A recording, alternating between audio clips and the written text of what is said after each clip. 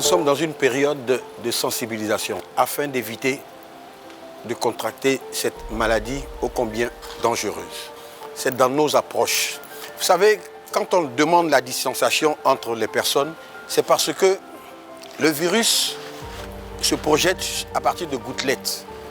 Quand on aime discuter autour de matchs de football, autour de la qualité d'un footballeur, autour d'un artiste qui est meilleur que l'autre, on postillonne.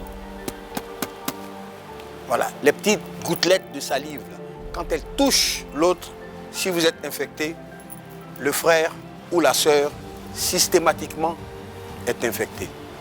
Alors, de grâce, ce n'est pas de la rigolade. Quand on vous demande de porter le masque, c'est pour vous protéger et pour protéger la personne qui est en face de vous. On l'a dit, se laver les mains tous les jours que l'on peut ou utiliser une solution hydroalcoolique. Mettre la distance quand l'on veut échanger et se parler.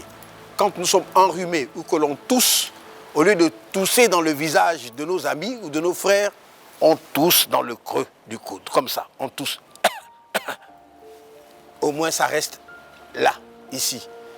Ce sont des réflexes qui viennent difficilement, mais je sais pouvoir compter sur vous, car je sais que personne d'entre vous ne souhaite cette maladie aussi bien à soi-même qu'à un de ses proches ou à plus forte raison à un ami.